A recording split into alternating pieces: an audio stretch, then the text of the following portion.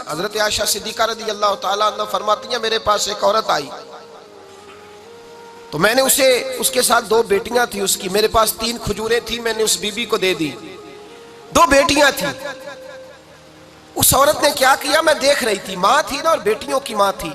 उसने पहले एक एक खजूर दोनों बेटियों के मुंह में डाली और फिर जो खजूर उसके पास बच गई, मेरा ख्याल था ये खाएगी, लेकिन उस माँ ने उस खजूर के 2 टुकड़े किए और वो भी अपनी बेटियों के मुंह में डाले। हजरत आयशा सिद्दीका फरमाती है, उसका अमल इतना हसीन था, उस बीबी के इस अमल के अंदर इतना हुस्न था कि मेरी आंखों में भी वो बात रह गई, दिल में भी रह गई, रूह में भी समा गई। उसके हुस्न और तासीर को मैं भुला न सकी। शाम तक वो कैफियत, वो अंदाज, वो उस औरत का तर्ज, उसका वो अंदाज मेरी तबीयत के अंदर बार बार मुझे उसकी तरफ मुतवज्जे करता रहा। शाम को महबूब तशरीफ लाए, नबी करीम सल्लल्लाहु अलैहि वसल्लम शाम को जब तशरीफ लाए तो हबीब पाक अलैहिस्सलाम को मैंने बतलाया। मैंने कहा, हुजूर बीबी आई थी, उसका चेहरा बता रहा था कि भूखी है, लग रहा था कई दिनों से खाना नहीं खाया। 3 खजूरें थी ही मेरे पास 3, 2 बेटियों को दे दी, वो खा सकती थी, लेकिन या रसूल अल्लाह सल्लल्लाहु अलैहि वसल्लम उसने खाई नहीं, वो भी खजूर 2 टुकड़े करके बेटियों में बांट दी है।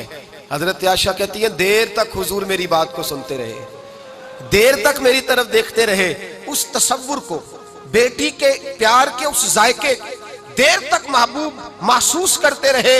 और फिर फरमाया, आयशा जो दुनिया में बेटियों की वजह से आजमाया जाएगा, जब कयामत का दिन आएगा तो रब उससे हिसाब नहीं लेगा, बेहिसाब ही जन्नत में दाखिल फरमा देगा।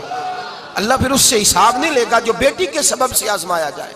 यानी हुजूर ने बाप को कहा कि बेटी को मुसीबत ना समझना, अगर कभी उसके मेके से झगड़े का पैगाम भी आ जाए, अगर कभी दोबारा तुझे उसकी तरफ पलट कर जाना भी पड़े।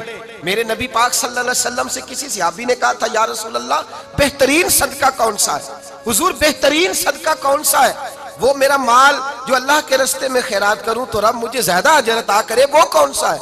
तो मेरे नबी पाक ने फरमाया, अगर तेरी बेटी वापस लौट आई, तलाक की वजह से या बेवा होकर वापस आ गई और तुझे उस लौटने वाली बेटी पर कुछ खर्च करना पड़ा, तो तेरे रसूल का वादा यह है कि अल्लाह तुझे उस रुपए पर सबसे ज्यादा अजर अता फरमाएगा, उस पैसे पर अल्लाह तुझे सबसे ज्यादा। इन्हें बोझ ना जानना, इनकी आजमाइशों पे परेशान ना होना।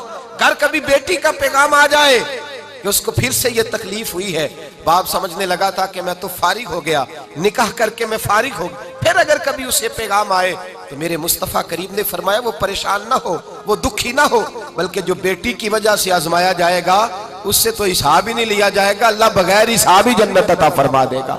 इतना बड़ा मकाम, इतनी बड़ी अजमत और फजीलत अल्लाह के रसूल ने बेटियों के माँ बाप को अता फरमाई।